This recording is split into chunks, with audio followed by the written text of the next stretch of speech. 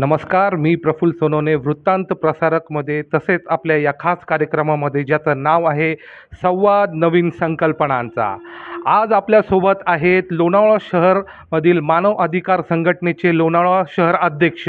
आज आपण थेट त्यांच्याशी एक संवाद अशा विषयी साधणार आहोत की येणाऱ्या ज्या लोणावळा सार्वत्रिक निवडणुका असतील आणि काही त्याच्या संदर्भात ज्या तीव्र अशा घडामोडी ज्या चालल्या आहेत त्याच्या संदर्भात आपण त्यांच्या संवाद साधणार आहोत. तर योगेशजी, आपलं स्वागत आहे आपल्या या कार्यक्रमामध्ये. नमस्कार, मी वृत्तांत प्रसारक सरचा खूप खूप आभारी. आपण मला आपला बहुमूल्य वेळ दिला आणि आपण माझी मुलाखत घेत आहे, त्याबद्दल मी आपला सर्वांचं मनस्वी आभार मानतो. मला मानव अधिकार संघटनेमध्ये असताना तुम्ही जी कामं केलेली असतील आणि तसेच येणारे जे सार्वत्रिक निवडणुका आहेत त्याच्या संदर्भात आपण संवाद आपला साधणार आहोत. तर प्रामुख्याने आपण सुरुवात करताना ही एक दादा एक औपचारिकता असते.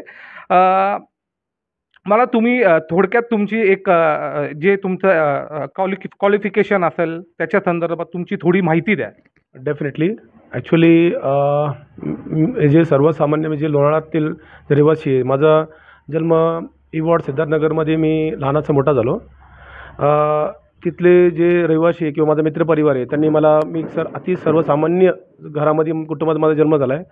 मी लहानपणापासून स्ट्रगल करून माझं क्वालिफिकेशन माझं पूर्ण केलं आहे. त्याच्यामध्ये म्हणजे मी बेसलाईनची जी कामं असतात त्यापासून मी आत्तापर्यंत एक मोठ्या मल्टीनॅशनल कंपनीमध्ये सुद्धा काम केले. माझा प्रवाह म्हणजे बेसलाईन कामापासून ते आत्तापर्यंत म्हणजे बघाल तर मी लंडनपर्यंत माझं काम म्हणजे बाहेरच्या परदेशी जाऊन देखील मी माझं काम मी पूर्ण केले. आणि एज्युकेशनचं जर झालं तर मी माझं मास्टर इन कॉमर्स पूर्ण केले. गव्हर्नमेंट डिप्लॉयमेंट कॉर्पोरेट अकाउंटन्सी जे सरकारी ऑडिटर्स असतात ते म्हणजे जे आपण सहकार खात्यासाठी वापरतात त्याचं शिक्षण देखील घेतलेले. काही डिप्लोमा केलेत मी. मल्टीनॅशनलचे जे काय अकाउंटिंग असतात त्याच्यावरती मी आपल्या इंडियामध्ये देखील मी बऱ्यापैकी ज्ञान प्राप्त केले. बाहेर देखील मी त्याच्यावरती विदेशी देखील त्यावरती मी बऱ्यापैकी काम शिकलोले. जसं की आपण सांगितलं की आपण एज्युकेशन आपलं जे झालं ते लंडनमधनं तुम्ही केलेलं आहे. हा एक तुमच्यासाठी एक चांगला अनुभव असेल. तसंच मला प्रामुख्याने तुम्हाला आता जे प्रश्न करणार आहोत, आपण मानव अधिकार संघटना हीच का तुम्ही निवडली? डेफिनेटली या प्रश्न उत्तर द्यायला आवडेल मला. कसे एक जेव्हा सर्वसामान्य गरीब घरातून कुटुंबातून जेव्हा मुलगा त्या प्रवास जातो ना तेव्हा त्याला बऱ्याच काही गोष्टींना त्याला सामोरं जावं लागतं आणि समाज बाकी सगळ्या गोष्टी तर तो काही एक्सपिरियन्सेस चॅलेंजेस फेस करत पुढे जातो. आणि या प्रवाह मी बघत होतो तेव्हा मला काही गोष्टी ज्या अडचणी आल्या, मला स्वतःला मोठं करायला जेव्हा काही अडचणी होत्या तेव्हा असं वाटत होतं की आपण जे एक्सपिरियन्स केले ते येणारी कुठल्या पिढीला ते एक्सपिरियन्स करू नये किंवा आपण एक चांगलं गाईडलाईन त्या गोष्टी देऊ शकतो की कुठं काही कंट्रोल्स टाकू शकतो किंवा चांगल्या गोष्टी. कसं असतं, प्रत्येक व्यक्ती हा समाजाचं कुठं ना कुठं देणं असतो आणि प्रामाणिकपणे त्याचं ठरवलं की आपण जर ती गोष्ट समोरच्याला द्यायची किंवा ती काम करायचे ते नक्कीच त्याच्यावरती मी विचार करून आणि चांगलं काही गोष्टी मला वाटतं की बाबा या गोष्टी झाल्या पाहिजे. त्यासाठी मग मी मला आवडलं किंवा एक मानवाधिकार संरक्षण संघटना ज्यासाठी मी काम करतोय, एक न्याय हक्कासाठी सर्वसामान्यांसाठी ती एक चांगलं प्लॅटफॉर्म बघता येईल किंवा एक चांगलं बेस बघता येईल म्हणून मी त्याचा इंटरेस्ट घेऊन मी त्याच्यासाठी काम केलं. योगेशची गंमत अशी आहे की तुम्हाला प्रामुख्याने मी असं बघितलंय की सगळे तरुण तुमच्या सोबत आहेत आपल्या या संघटनेमध्ये. तर हे सगळे तरुण तुम्ही यांना एकत्रित घेऊन कसं काम करतात आणि त्याच्यामध्ये सर्व समाजाचे घटक तुमच्या सोबत आहेत? डेफिनेटली ह्या गोष्टी उत्तर देईल मी. कसं आहे की मी एक शिक्षित मुलगा आहे. माझं शिक्षण बऱ्यापैकी आहे. तर कसं असतं की मला म्हणजे मी असं काय बोलत नाही की तुम्हाला मी की सिद्धार्थनगरमध्ये माझा जन्म झाला म्हणून सिद्धार्थनगरमध्येच किंवा रोहिदासवाड्यामध्ये पूर्ण म्हणजे वॉर्डमध्ये माझं बालपण गेले पूर्ण. तर लोणावळ्यातील सर्व जे विभाग आहेत, प्रभाग आहेत, तिथं माझा मित्रपरिवार आहे बऱ्यापैकी. माझे तिथं संबंध खूप चांगले आहेत आणि मी त्यांच्याशी माझं कनेक्टिव्हिटी चांगली आहे. म्हणजे फ्रेंड सर्कल चांगलं आहे. कारण की शालेय शिक्षण, कॉलेजचे शिक्षण, व्यवसाय किंवा माझं नोकरी या सगळ्या गोष्टी जेव्हा क्षेत्रात मी माझा जेव्हा जीवन प्रवाह करत होतो त्या टायमाला मला बरेच लोक जोडला की कसं असतं माणसानी कधी पण मैत्रीपूर्ण त्याचं जीवन जगवायचं असतं. तर त्या बेसवरती मला तो माझा मित्रप्रवाह तसाच राहिला आहे. मुद्दामूनच मी तुम्हाला एक अजून प्रश्न विचारणार आहे की जसं की तुमचं एक फॅमिली बॅकग्राऊंडमधनं येतात. मी संतोष दादाचा या ठिकाणी उल्लेख करणार आहे की दादा आता मुंबईमध्ये आहेत आणि ते कमिशनर मला करेक्ट करा मी जर चुकत असेल, ते कमिशनर आहे आणि अँटी करप्शनमध्ये ते आता कार्यरत आहेत. तर आणि तुमच्या फॅमिली थोडं त्याच्या संदर्भात सांगा. डेफिनेटली ॲक्च्युली भाऊच्याबद्दल सांगायचं तर माझा मोठा भाऊ आहे. तो देखील म्हणजे एक सर्वसामान्य कुटुंबातून प्रचंड स्ट्रगल करून आज तो एक अधिकारी म्हणून तो कार्य पाहतोय.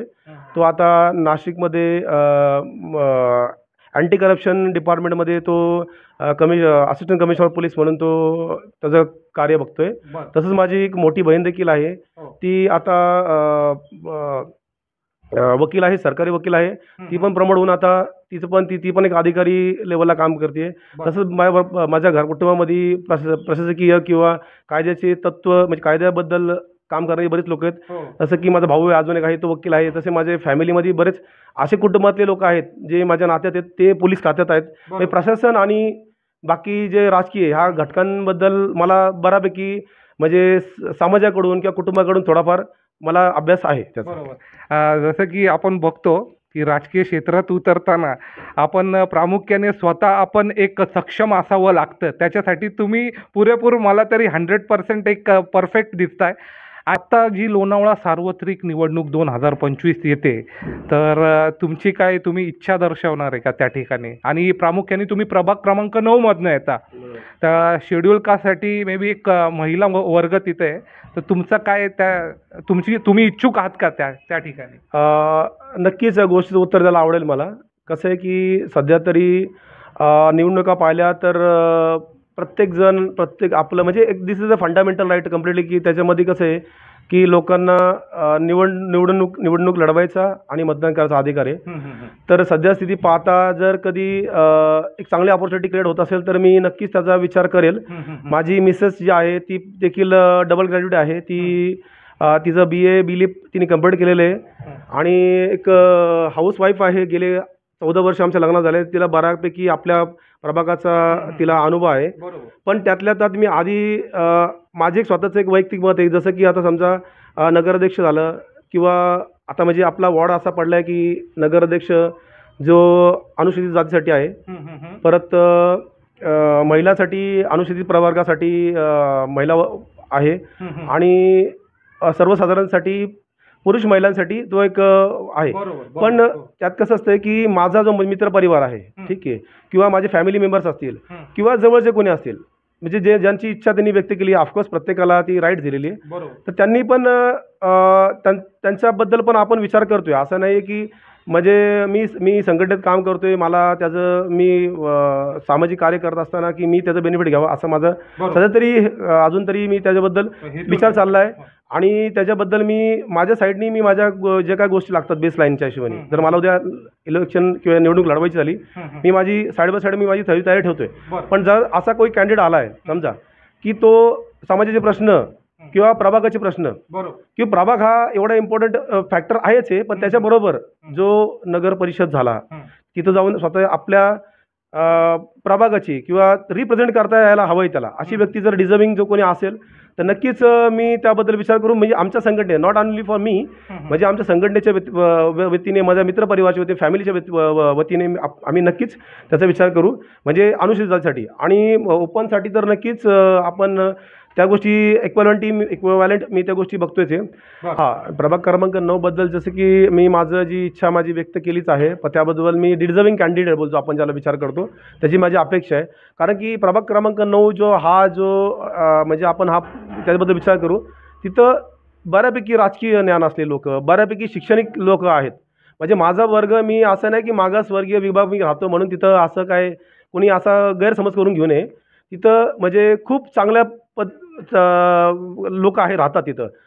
तर तिथं जो उमेदवार नेमला जाणार आहे किंवा निवडून जाणार आहे त्याच्यावरती नक्कीच मानवाधिकार संरक्षण संघटना त्याचं काम जो करणार आहे निवडून गेल्यानंतर त्याच्यावरती मी देखील बांधील राहील आणि ती व्यक्तीवरती देखील आम्ही क्लोजली मॉनिटर करणार आहे आणि त्या व्यक्तीला म्हणजे जो बाकीचा जो म्हणजे तिथे समाजातील जे मोठे मोठे नेते मंडळी आहेत किंवा कार्यकर्ते समाजातील लोक आहेत किंवा शिक्षणात जे पुढारलेली लोक आहेत ते देखील लोक त्याच्यावरती बारकाईने त्यांच्यावरती कामावरती आम्ही लक्ष आमचं राहणारच आहे. म्हणजे हा माझा म्हणजे असं काय कोणाचा गैरसमज राहू नये की तो वाढ खूप इझी असेल. हा वाढ इझी नाही आहे का तिथं खूप दिग्गज म्हणजे मी तर खूप लहान आहे पण मी माझा जो एक्सपिरियन्स आहे मी ज्यांच्यावरती त्यांच्या घरात मी वाढलो आहे किंवा लोकांचा माझा अनुभव आहे तिथं तो जो माझा प्रभाग आहे एवढा आम्ही इझी कुणाच्या हाती देणार नाही आहे. हा गैरसमज कुणी करून घेऊ नये. बरोबर. आणि मला तुम्हाला हे मुद्दामून विचारायचं आहे की संघटनेत तुम्ही काम करत असताना मानव अधिकार संघटनेमध्ये काम करत असताना रेल्वे संदर्भात त्या ब्रिजबद्दल ते एक मला ऐकायला एक प्रेक्षकांना ऐकायला आवडेल. डेफिनेटली. कसं आहे की जेव्हा लोणावळा म्हणजे नांगरगावकडे जाणारा मार्ग आणि भांगवडीतून म्हणजे एवढा डिफिकल्टी अजूनही बऱ्याच वर्षानुवर्ष ती फेस करावं लागते. म्हणजे मी खूप थोडक्यात सांगतो ते खूप म्हणजे असा खूप मोठा इंटरव्ह्यू होऊन जाईल पण आपल्याला थोडक्यातच करायचं आहे कारण प्रामुख्याने काय सांगायचं आहे मला की आपली जे प्रेक्षक आहे बघणारे जे ते थोडक्यात आपल्याला ते बघतील आणि आपल्या या मुलाखतीचा एक आनंदही घेतील. तर म्हणजे आम्ही तर असं बोलता येईल की मला ते एक ऐतिहासिक स्थळ म्हणून घोषित करावं लागेल असं मला वाटायला लागले. पण ठीक आहे काही आधी जे नगर प्रस्थापित जे होते त्यांनी पण प्रयत्न केला बऱ्यापैकी. ठीक आहे काही त्रुटी आहेत काही त्रुटी आढळल्या जेव्हा आम्ही माहिती अधिकार टाकला त्याच्यानंतर आम्हाला बऱ्याच काही गोष्टी त्यात कळल्या. पण ठीक आहे तिथं आम्ही सुरुवातीला खूप म्हणजे कोविडच्या आधी आम्ही तिथं खूप पत्रव्यवहार केला. तिथं लोकांच्या आम्ही संवाद साधला. रेल्वे क्रॉसिंग असताना म्हणजे दीड तास लोक थांबत होते वेटिंगला होते. म्हणजे कसं एक भांगवड तिकडून म्हणजे लोणावळ्यातून तिकडं भांगवडीकडं नांगरगावकडे जाताना जो कर्मचारी वर्ग असतो किंवा तिथं टुरिझम प्लेस असतो किंवा जे रहिवासी असतात किंवा तिथून पण इथं येणारे मार्केटकडं किंवा हॉस्पिटलकडं. कारण की तुम्ही गोष्ट नोटीस करा की नांगरगावमधून जर कुठल्या वलवनमधून तिथून जर लोकांना इमर्जन्सीसाठी जर इथं यावं लागलं समज इथं हॉस्पिटलसाठी तर त्यांना म्हणजे जर गेट पडलं तर त्यांचं म्हणजे किती अनसिक्युअर गोष्ट आहे ती की सेफ्टीच्या गोष्टीने किती डिफिकल्टी त्यांना एक तर असं फिरून कुमारपासून यावं लागणार एक हा एक पॉईंट आहे. किंवा त्यांना डायरेक्टली खूप इमर्जन्सी असली ती त्यांना डायरेक्टली मळवली किंवा त्या साईडला त्यांना हलवणे. इथं तरी आपल्या साईडला ह्या पलीकडच्या पट्ट्यात स्कोप आहे. म्हणजे तो एक आहे ना म्हणजे आपण असं बोलू की तो खूप जिव्हाळ्याची गोष्ट आहे ती. त्याच्यावरती आम्ही आधी आंदोलन केलं होतं त्याच्यानंतर आम्ही पाहणी केली. आमच्या संघटनेकडून अधिकारी आले आमचे विश्वस्त आले त्यांनी पाहणी केली. आम्ही ह्याच्यावरती बराच फॉलोअप घेतला आहे. आम्ही नगरपालिकेत तो वारंवार त्याचा फॉलोअप घेत होतो. नगर विकास खात्यात मांडलं बांधकाम विकास खात्यात मांडलं CO जेवढे बरेचपैकी CO बदली आले त्यांचा देखील फॉलोअप घेतला आहे.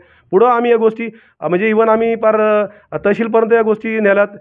परत कलेक्टर साहेबांपर्यंत आम्ही या गोष्टी वर्बली टॉक केले. म्हणजे असं नाही की आम्ही त्यांना काही लोणावळ्याच्या प्रश्नांबद्दल पत्रव्यवहार देखील आमचा चालू आहे किंवा आम्ही पुढे फ्युचरमध्ये करणार देखील. असं जर कधी ऑफकोर्स की ते नॉट ओनली की आमच्यासाठीच आम्ही बघतोय म्हणजे आपण बघतोय की तो एक जनरिक गोष्ट आहे ती आणि ती खूप जिव्हाळ्याची गोष्ट आहे. बरोबर. ठीक आहे रहदारी किंवा म्हणजे येणार टुरिझम या बेसवरती आपण त्याच्यावर विचार करतोय. आणि कोविड-19 कारण मी स्वतः ग्राउंड लेवलला मी त्यावेळेस काम करत होतो मानव अधिकार संघटना. त्यावेळेस जे लोकांचे प्रामुख्याने ते रेमेडीज त्याचे जे असतील इंजेक्शन असतील किंवा तुम्ही प्रामुख्याने जे गरजूंना जे देण्याचं जे काम केले ते आवर्जून तुम्ही त्याच्याबद्दलही माहिती द्या. डेफिनेटली. कसं आहे की आता आहे ना जेव्हा कोविड पॅन्डेमिक होतं तेव्हा संपूर्ण अख्खं जग थांबलं होतं. ठीक आहे. तर म्हणजे भले लोक आम्ही त्या टायमाला बघितली आमच्या टीमने बघितली होती की भले लोक त्या टायमाला घरात बसली होती. म्हणजे ऑफकोर्स जीवाच्या पुढं काही नसतं प्रत्येक माणूस घाबरला होता. पण आमच्या संघटनेने ना की आम्ही फ्रंटला होतो. आम्ही म्हणजे लोकांपर्यंत पोहोचत होतो. त्यांना म्हणजे तुम्हाला एक एक्झाम्पल द्यायचं झालं की रेमडेसिवीर जे इंजेक्शन आहे त्यासाठी आम्ही बऱ्यापैकी फॉलोअप ठेवला आहे.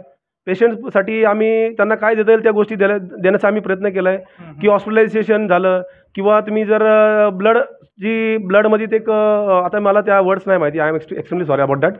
की त्यासाठी देखील आम्ही म्हणजे दूर पण कॉन्टॅक्ट केलेत म्हणजे पुणे मुंबई जिथं जाईल तिथं म्हणजे पेशंटला जाऊन. पण कसं होतं की तो म्हणजे कसं असतं माणसाला जो जीवाला लागणारी गोष्ट आहे किंवा काही आता मी तुम्हाला प्रामुख्याने सांगेल की कोविडमध्ये सर्व बिझनेस पूर्ण ठप झाला होता म्हणजे सगळीकडे जगामध्ये.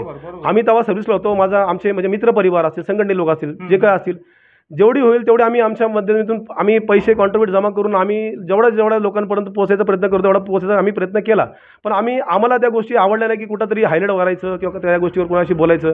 कारण का असं असतं की लोकांना देऊन आपण त्या गोष्टी आपण त्याचं क्रेडिट घेणं हे आम्हाला म्हणजे पूर्ण संघटनेच्या वतीने कोणाला शोभनीय नव्हतं. म्हणून जेवढं आपल्याला प्रयत्न करता आम्ही त्यावेळेस केला. फ्रंटला गेलो लोकांच्या. काही त्या गोष्टीसाठी म्हणजे जिथं आम्हाला वाटलं की या गोष्टी चुकीच्या चालल्यात तिथं देखील आमचा विरोध झालेला आहे. अशा गोष्टी देखील आम्ही केलेल्या आहेत. आणि आम्ही जेवढे आमचे इंटरनल आता आमच्या एज्युकेटेड लोक आहेत किंवा आमच्या म्हणजे आता समजा मला एक एक्झाम्पल द्यायचं महात्मा फुले योजनेबद्दल आमच्या संघटनेत काही लोक कार्य करतात. म्हणजे जेवढ्या लोकांपर्यंत त्या योजना पोहोचवता येईल त्यासाठी देखील आम्ही प्रयत्न केलेला आहे आमच्या माध्यमातून. आणि आम्ही म्हणजे कसं आहे की आज शेवटी अनटिल अनलेस लोकांना कसं पैसा हा फॅक्टर असतो. कोणाच्या लोकांचे इन्शुरन्स नसतात. अशा केसेस झाल्यात की कोविडमध्ये मी तुम्हाला आवर्जून सांगेल की मुलांना शिक्षण वंचित राहावं लागलं होतं. तर मी कित्येक शाळांशी फाईट देखील केलेलं आहे. म्हणजे आज लोकप्रतिनिधी असतील त्यांच्याशी माझा संपर्क देखील झालेला आहे की बाबा त्या गोष्टी रोखायला पाहिजे. आणि जिथं होईल तिथं आम्ही वैयक्तिक कॉन्ट्रीब्युशन करून देखील त्या गोष्टी आम्ही टॅकल करायचा प्रयत्न केलेला आहे. बरोबर. आणि मानव अधिकार संघटनेत या संस्थेमध्ये तुम्ही काम करत असताना लाभ विचारता किंवा एखादं रखडलेलं जे काम असतं ते काम कसं करून घेता? डेफिनेटली कसं असतं की मानव अधिकार संरक्षण संघटना हे पूर्ण कायद्याला बांधिलकी आहे. कुठल्याही प्रकारचा वादविवाद न होता फक्त पेपर किंवा म्हणजे लेखणी बोलता येईल आपल्याला. त्याच्या माध्यमातून तुम्ही प्रश्न विचारू शकता, माहिती गोळा करू शकता. त्याच्या आधारावरती तुम्ही पूर्ण कलेक्टिव्हिटी माहिती जमा करून तुम्ही रिप्रेझेंट करू शकता किंवा त्याच्याबद्दल तुम्हाला काही तुमच्या अडचणी असेल ते सोडू शकता. कारण की पूर्ण कायद्याला धरूनच करावं लागतं काम ह्याच्यामध्ये. ठीक आहे. कायद्याचं उल्लंघन तिथं झालं नाही पाहिजे. तर आम्ही जे इन्फॉर्मेशन आम्हाला जिकडे वाटलं की बाबा हे काहीतरी इथली माहिती भेटायला हवी आहे की हे काम अपूर्ण आहे तर ह्या गोष्टी घडल्या पाहिजे. जसं की आता तुम्हाला सांगितलं जाईल की जर काही गोष्टीच्या अडचणी होत्या म्हणजे जर आम्ही जसं की प्रशासनाबद्दल तुम्हाला काही सांगायचं समजा की आता मध्यंतरी काही रोडचे काही इश्यूज झाले होते तर ते आम्ही करेक्ट करून घेतले ठेकेदाराकडून. ते पण पत्रव्यवहाराच्या माध्यमातून म्हणजे आंदोलन वगैरे नाही आम्ही प्रॉपर रिप्रेझेंट करून घेतलेले. तर अनधिकृत बांधकाम जे आहेत त्याच्याबद्दल देखील आम्ही बऱ्यापैकी त्याला रिप्रेझेंट केले. म्हणजे समजा कसं आहे की बघाल तुम्ही की बघा की गोरगरिबांची घरं असतात, दुकानं असतात, वाटेवर म्हणजे आपण बघतो त्याच्यावर देखील अनधिकृत गोष्ट ती अनधिकृत गोष्ट असते. ठीक आहे. मग ती गरिबाची असो किंवा श्रीमंताची असो किंवा मोठ्या वर्गाची असो त्याचं नाही. कायदा सर्वांना समान आहे. मग त्यासाठी देखील आम्ही आवाज उठवला होता. डॉक्युमेंटरी म्हणजे आमचं एक कामाची स्ट्रॅटर्जी अशी असते की आम्हाला योग्य वाटलं की काम बाबा हे गोष्टी अशा काय घडतात आहे त्या गोष्टीची आम्ही पूर्ण माहिती घेतो. मग त्याचा पत्रव्यवहार करतो, ती माहिती मिळवतो आणि त्याचा जाब विचारतो. म्हणजे जे प्रशासकीय अधिकारी आहेत त्यांना विचारतो. त्यांच्या उत्तर नाही भेटले की त्यांच्यावरती अप्पर लेवल जे असतील ते हायरार्की वाईज आम्ही पुढे जा फॉलोअप ठेवतो. म्हणजे अशी कामं आम्ही बऱ्यापैकी केलेली आहेत प्रशासनामध्ये. म्हणजे बऱ्याच गोष्टी म्हणजे मी तुम्हाला या माध्यमातून सांगायचं झालं तर म्हणजे लोणावळा शहर जे हॉस्पिटल जे आता बनते नगर परिषद म्हणजे ते एक आपल्याला खूप मोठं प्रमाणात भेटलेलं एक लोणावळा चांगलं डेव्हलपमेंट मी मागता येईल. त्यासाठी देखील आम्ही फॉलोअप घेतलेला की काही कन्सर्न्स बघितलेत. म्हणजे लोणावळ्यातले जे दिग्गज लोक आहेत ते देखील त्यांच्या घरात देखील ह्या गोष्टी अतिप्रसंग घडलेला आहे. त्यामुळे ती खूप आपल्यासाठी म्हणजे महत्त्वाची गोष्ट आपल्यासाठी घडली. त्यासाठी देखील आम्ही आमच्या संघटनेच्या माध्यमातून फॉलोअप घेतलेला. आता तुम्हाला एक आवर्जून गोष्ट सांगतो मी की हॉस्पिटलसाठी आजही स्थितीला आपल्याला म्हणजे आज तुम्ही देखील तुमच्या परिवार किंवा माझ्या परिवार प्रत्येकाच्या परिवारात दुःखद घटना घडती. आजही आपल्याला तळेगावच्या पुढेहीच मी तर म्हणेन आपलं अवलंबून जावं लागतं.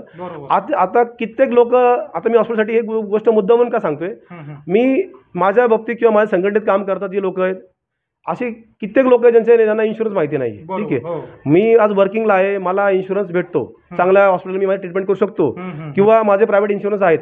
मी बोलाल त्या हॉस्पिटल मी माझं चांगल्यापैकी चांगला अमाऊंट इन्शुरन्स होऊ शकतो. तुम्ही मला सुरुवातीला एक प्रश्न विचारला होता की तुम्ही संघटना का निवडली. मी या संघटनेतून किंवा समाजातून घडून आलेला एक मुलगा आहे, एक व्यक्ती आहे. ठीक आहे. पण समाजामध्ये असे काही घटक आहेत आजही बघाल तर असे काही विभाग आहेत तिथं आजही धुणं मांडण्याचे कामं करतात लोक. त्यांना 1000-2000 रुपये 500 म्हणजे वॉटेवर अमाऊंट भेटते त्या गोष्टी लोक टॅकल नाही करू शकत. तेवढे अमाऊंट ते बेअर नाही करू शकत. मग व्यक्ती एकतर घरात त्याचा जीव गमवावा लागतो, अदरवाईज ट्रीटमेंटसाठी त्याच्याकडे प्रोव्हिजन नसतं. ठीक आहे. तर त्या गोष्टीसाठी पण आम्ही फॉलोअप घेतोय. आता तुम्हाला अजून एक गोष्ट सांगेल मी या माध्यमातून. आता तुम्ही ब्लड बँकच्या लोण्यासाठी म्हणजे कित्येक केसेस आपल्याकडे ब्लडसाठी आजही आपल्याला डिपेंड तळेगावच्या पुढेच व्हावं लागतं. म्हणजे जरी इथं म्हणजे वडगावच्या पुढे खोपोलीच्या तिकडेच म्हणजे आज लोणावळा नगर परिषद म्हणजे लोणावळा नगर परिषदेबद्दल आपण जर विचार मी सांगत झालं, हं. एक निसर्गाने दिलेलं आपल्या शहराला म्हणजे एक स्वरूप आहे किंवा एक रूपरेषा आहे, सुंदर अशी रूपरेषा जे बरोबर. डेव्हलप केलेली आहे भौगोलिकरित्या. हो. एवढ्या चांगल्या शहरात आपण राहतो. याला फक्त तुम्हाला आहे ना, त्याला फक्त त्याच्या ना गरजा पूर्ण करायच्या आहेत. हं, हं. त्याला सजवायचं आहे. बाकी बरोबर. त्याला बाकीच्या काही गोष्टीची गरज नाही. बरोबर. हो. असं असताना हो. पण ह्या गोष्टींची कमतरता का भासते, ह्या गोष्टीकडे आम्ही जास्त लक्ष देतो की बाबा का अशा गोष्टी चुकीच्या होत होत्या. हं, हं, हं. आणि मी तुम्हाला अजून एक असं मला विचारायचं आहे की आता ही जी येणारी जी निवडणूक आहे नगराध्यक्षासाठी खास करून शेड्यूल कास्टसाठी जे राखीव आहे तर तुम्ही त्याच्याकडे कसं बघता? आवर्जून या प्रश्नाचं उत्तर द्यायला आवडेल मला, कारण की मी एक लोणावळा शहराचा एक नागरिक या नात्याने मी एक शिक्षित तरुण आहे. तर माझी खरंच मनापासून इच्छा राहील की शिक्षित नगरसेवक जो उमेदवार असावा तो शिक्षित असावा हं, हं. आणि त्याच्याचबरोबर त्याला बऱ्यापैकी एक चांगला अनुभव असावा, कारण की तो लोणावळ्याचा प्रथम नागरिक म्हणून त्याकडे आपण बघतो हं, हं. आणि त्याच्याकडे बघण्याचा पॉईंट ऑफ व्ह्यू लोकांचा हा खूप डीपली असतो. हं, हं. आणि तो जो तरुण आहे की हा जो अनुसूचित प्रवर्गातून आलेला तरुण आहे, हं, हं. म्हणजे मी तर असं बोलेल की डॉक्टर बाबासाहेब आंबेडकर हे आपल्या सर्वांसाठी म्हणजे अनुसूचित जातीसाठी प्रवर्गासाठी म्हणजे सर्वांसाठी मी तर बोलेल, हो, हो, हो. नॉट ओनली बट त्यांच्यासाठी तो एक महत्त्वाचा घटक आहे हं, हं. की त्यांनी त्या व्यक्तीची त्या महान व्यक्तीची त्या व्यक्तीला बऱ्यापैकी जाण असावी हं, की आज अनुसूचित जातीसाठी जर जो प्रवर्ग पडतोय हं. तर त्या व्यक्तीने जर त्या व्यक्तीबद्दल क्रमांक 9 मधनं तुम्ही आपली एक इच्छा दर्शवलेली आहे आणि तिथील काही समस्या असतील, बेसिक समस्या आहेत की पाण्याच्या समस्या आहेत आणि जसं की विद्युत आता महावितरणासंदर्भात काही समस्या असतील, तर तुमची व्यूहरचना काय आहेत? नक्कीच सांगेल मी. जर मला संधी मिळाली माझ्या कुटुंबातील जर संधी ते जर मिळाली नक्कीच, तर मी त्याच्यावरती नक्कीच काम करेल. आता त्यांनी त्याच्या कार्याबद्दल त्याला जर जाण असेल तर नक्कीच तो ही नगर परिषदचा कारभार हा तो व्यक्ती चांगल्या रीतीने तो त्याला एक चालना देईल अशी मला त्याची अपेक्षा आहे. बरोबर. तर जाता जाता तुम्ही आपल्या ज्या प्रेक्षकांना तुम्ही काय सांगाल का आता जी ही निवडणूक असेल किंवा जी तुमची संघटना असेल त्या माध्यमातनं तुम्ही काय सांगाल? जाता जाता मी सर्वांना सगळं म्हणजे म्हणजे माझा बघा आता तुम्ही हे सांगितलं तर बरोबर. हो. तर तिथं म्हणजे आम्ही पण आमच्या साईडनी फॉलोअप घेतले तिकडं हं, हं, हं. आणि अशा गोष्टी घडू नये त्या फिक्स राहाव्यात. बरोबर. ठीक आहे हं. की असं काय कन्सन्ट्रेट होतोय आणि परत त्याच्यावरती काहीतरी आवाज उठला जातोय आणि मग त्या फिक्स करायच्या म्हणजे पाणी झालं तिथल्या काही समस्या असतील इंटरनल समस्या कसं असतं माहिती आहे का या गोष्टी घडणार आहेत म्हणजे जर रुटीनमध्ये आपण माणूस राहतो त्या गोष्टीत म्हणजे मेंटेनन्स बाकीच्या गोष्टी हे निघत राहतात. हो, हो. म्हणजे तो नॉट ओनली की मी आता तिथे होते किंवा जो अपकमिंग येणार आहे त्यासाठी मध्ये गोष्टी येणार आहेत, हो. पण त्या फिक्स करणं हा खूप मोठा त्याच्यामध्ये एक चॅलेंज असतं आणि त्याला कसं टॅकल करणं ह्याच्यासाठी एक प्रोव्हिजन असतं. बरं. ठीक आहे त्या गोष्टी आपल्याकडे आहेत त्या गोष्टी आपण करू आणि मी असं आवडून सांगेल की जो स्थानिक जर उमेदवार जर निवडून गेला तिथे हो. ठीक आहे तर कसं असतं त्याला त्याचं फ्लेक्सिबिलिटी माणसाचं कम्युनिकेशन त्यावर व्यवस्थित राहतं. हो, हो. म्हणजे मी हे मुद्दाहून का सांगतोय की मी उमेदवार आहे मी समाजकार्य केले म्हणून मला त्या गोष्टीकडे बघतोय असातला भाग नाही. बरोबर. पण मी ह्या माध्यमातून असं सांगेल की 9 नंबर वॉर्डमध्ये तुम्ही जर कधी जो लोकल तिथला रहिवासी आहे त्याकडे तुम्ही बघितलं तर तुम्हाला जास्त बेनिफिट राहील कारण की तुमच्या कॉलवरती त्याच्या घरामध्ये तुम्ही येणं जाणं असतं की त्याचे तुमचा संपर्क चांगला असतो. बरोबर. ठीक हो, आहे. हो.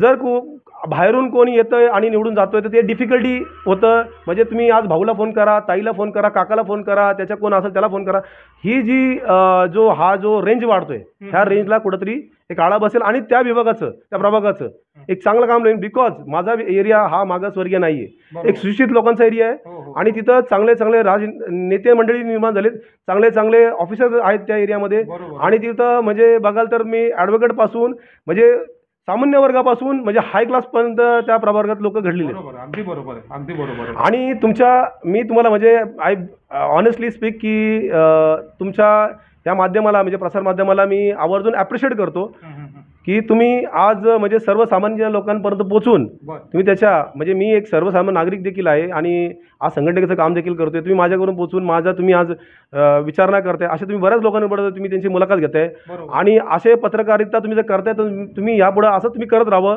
सर्वसामान्य लोकांना पोहोचत राहावं अशी एक सर्वसामान्य नागरिक लोणावळा शहर नागरिक एक तरुण युवा तरुण मी अपेक्षा करतो की तुम्ही हे तुमचं कार्य असं प्रवाह चांगलं ठेवा आणि मी तुम्हाला या गोष्टीवर ॲप्रिशिएट करतो. लोणावळ्यामध्ये बऱ्यापैकी बघाल तर माझा मित्रपरिवार आहेत, माझे जवळचे संबंध फॅमिली फ्रेंड पण बोलतील, ते उमेदवार म्हणून ते रिंगणात आहेत. त्यामध्ये मी तर नेहमीच बोलेल की एक नवीन चेहऱ्याला संधी प्राप्त व्हावी की जेणेकरून एक चांगला एक चांगला एक्सपिरियन्स लोकांना बघायला भेटेल. आणि त्याचबरोबर मी सर्व उमेदवारांना शुभेच्छा देतो की आम्ही येणाऱ्या काही काळात जेव्हा नगर परिषद जेव्हा निवडणुका लागतील, पूर्ण होतील, जेव्हा त्याचं रिझल्ट बाहेर येईल, तेव्हा जे चेहरे आम्हाला म्हणजे समाधानकारक असतील की जेणेकरून की मानवाधिकार संरक्षण संघटनेचा त्या विरोधाला किंवा प्रशासनाला विरोध पत्करायला लागू नये अशी मी अपेक्षा करतो. आणि मी जे काय माझं मत आहे ते मी तुमच्या माध्यमातून व्यक्त केलं किंवा तुम्ही मला जी संधी दिली बोलण्याची त्याबद्दल मी तुमचा खूप खूप आभारी होईल. बरं. तर हे होते मानव अधिकार संघटनेचे लोणावळा शहर अध्यक्ष योगेश पैलकर यांनी बऱ्याचशा आपल्याला चांगल्या पद्धतीने ज्या काही लोणावळ्याला पोषक अशा ज्या माहिती दिलेल्या आहेत आणि ज्या त्यांच्या मनामध्ये ज्या काही वेदना होत्या त्यांनी त्यांच्या आपल्या या माध्यमातून त्यांनी व्यक्त केलेल्या आहेत. आपण आपल्या या चॅनलला सबस्क्राईब करा आणि लाईक करा. इथेच थांबतो. धन्यवाद.